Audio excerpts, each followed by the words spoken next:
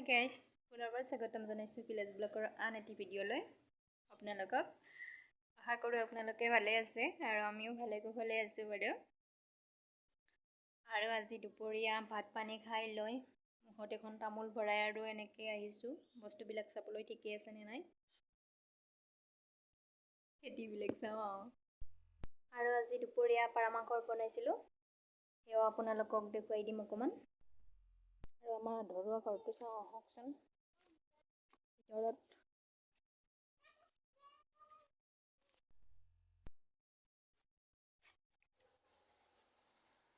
এয়া ভোট জলকীয়াৰ বেমাৰবিলাক ঠিক হ'ল, কিন্তু অকণমান আছে পাতবিলাক তেনেকৈ। এইডালো ফুলি আছে, এইডালো ফুলিছে, এতিয়া লাগিব। কাম নাই, এইবিলাক কি দিছোঁ মই। এইবিলাক হৈছে কেঁচাই খোৱা আলু। আমি কেঁচাই খোৱা আলু বুলিয়ে কওঁ, আপোনালোকে কি কৰি জনাবচোন। এইবিলাক বহুত হৈছে। তলত আলু হয় দীঘল দীঘল। এইডাল চাওকচোন বাৰু, ইমান ধুনীয়াকৈ পাত ওলাইছে, বহুত ভাল লাগি গৈছে।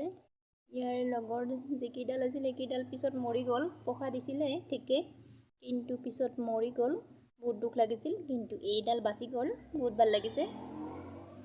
চাওকচোন, এয়া মই ঠানি আনি ৰুইছিলোঁ, ধুনীয়াকৈ হৈছে। আৰু এইটো আমাৰ হ'ব বেডৰুম, ওলালে, এতিয়া ওলোৱা নাই। আৰু এইফালে হ'ব এইটো আমাৰ কিটচেন।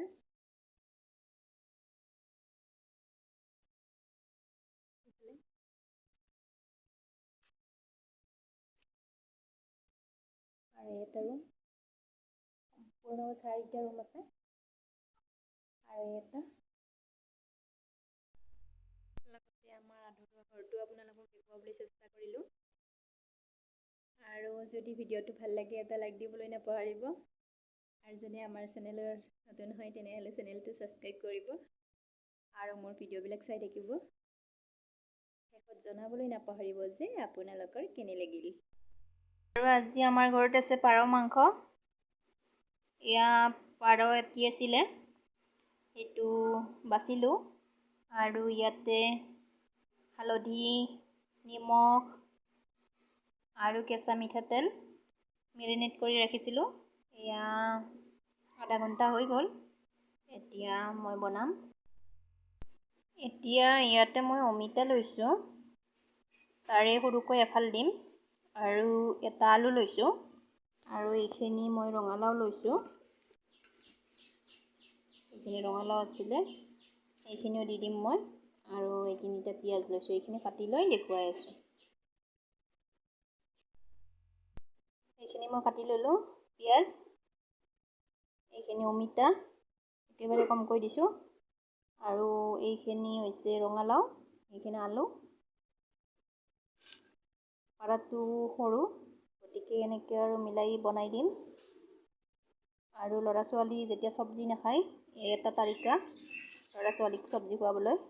একেলগে চব্জিও হ'ল আৰু পাৰৰ মাংসও হ'ল। আৰু মানে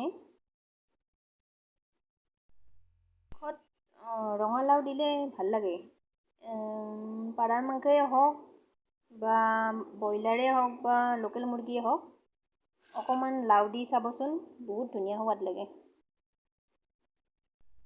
আৰু আমাৰ এইফালে লৈছোঁ 2খিলা তেজপাত, 3টা কেঁচা জলকীয়া আৰু কেইফুটামান নহৰু, অকণমানি আদা, এইখিনিও পিচি ল'ম। আৰু এতিয়া তেল গৰম হৈ গ'ল, ইয়াতে দিছোঁ 2খিলা তেজপাত, জলকীয়া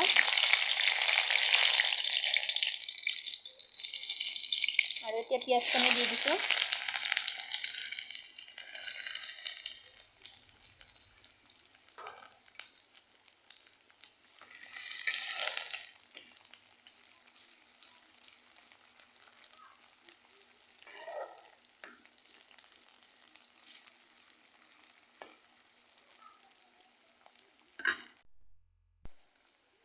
এতিয়া মাংসখিনি দি দিম।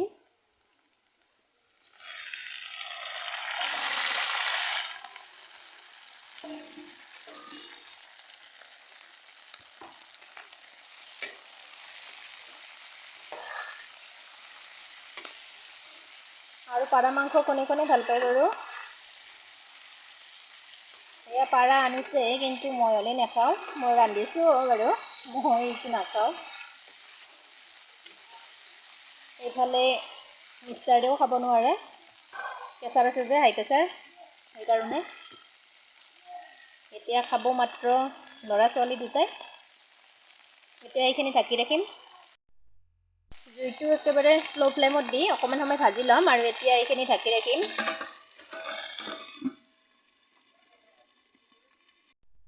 আৰু এতিয়া এইখিনি চাই লওঁ।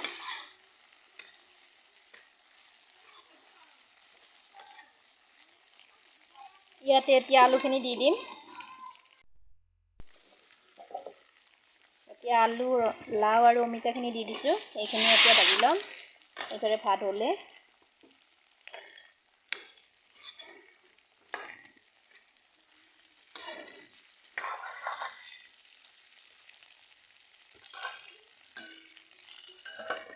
এইখিনি অকণমান সময় ভাজি ল'ম।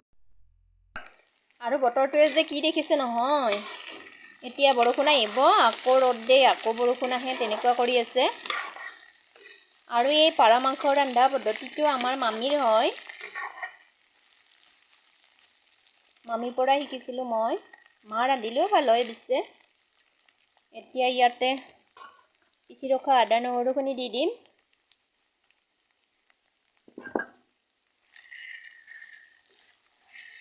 একেবাৰে শ্ল' ফ্লেমতে মই ভাজি আছোঁ। জিৰাৰ গুড়ি 1 চামুচ,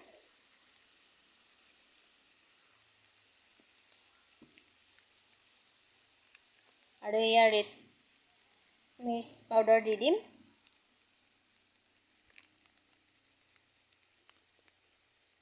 মিট মছলা দি দিম।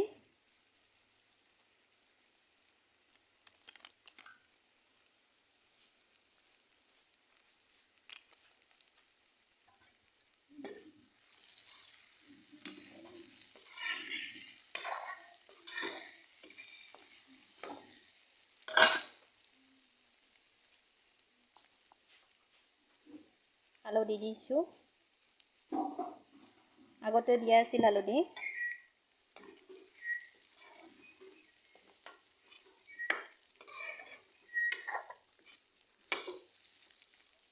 আৰু অলপ টাইম এনেদৰে ভাজি থাকিম।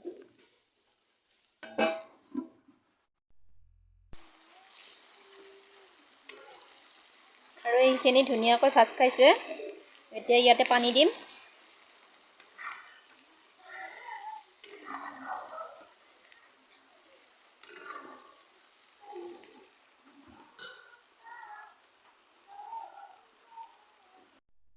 ইয়াতে এতিয়া পানী দি দিছোঁ। আঞ্জাখন এতিয়া হৈ গ'ল। আলু চালু ধুনীয়াকৈ সিজি গৈছে। আলু ধুনীয়াকৈ সিজি গৈছে, ৰঙালাও সিজি গৈছে, এইখিনি হৈ গ'ল।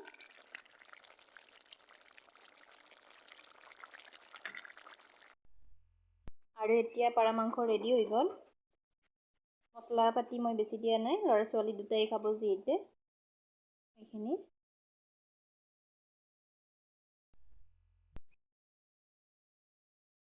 বেছি জ্বলো কৰা নাই, এইখিনিয়ে আৰু। আৰু এতিয়া খাবলৈ লৈছোঁ ভাত। এইফালে আছে ভাজি, এইফালে আছে মাছ, নৰসিংহ আৰু ভেদাইলতাৰে বনোৱা মাছ। আৰু আজি আমাৰ দোকানত আছে এয়া পিঁয়াজ, ইয়াত আছে আলু, এয়া অমিতা, নহৰু, জলকীয়া, নেমু টেঙা আৰু স্কচ আৰু কিবা কিবি আছিলে, ৰাতিপুৱাৰ পৰা চেল হ'ল। আৰু সেইখন যি দোকান দেখিছে, সেইখন দোকানতে দিয়া কথা আছিলে প্ৰথমতে, কিন্তু দিয়া নহ'লগৈ, মানে নচলিব বুলি ভাবিছিলোঁ।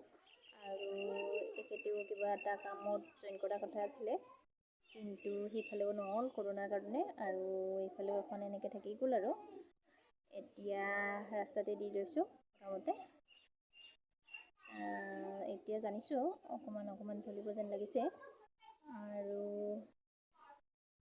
মানে সেই ঘৰটোও বন্ধাই আছে যে, সেইটো বহুত কামত আহিছে, কাৰণ আমাৰ ঘৰটো ওলোৱা নাই যে, তাত বহুত মানে কাঠ কিবা কিবি এনেকৈ বা চিমেণ্ট আনিলেও এনেকৈ ভৰাই থোৱা যায়, তাৰ কাৰণে বহুত সুবিধা হৈছে।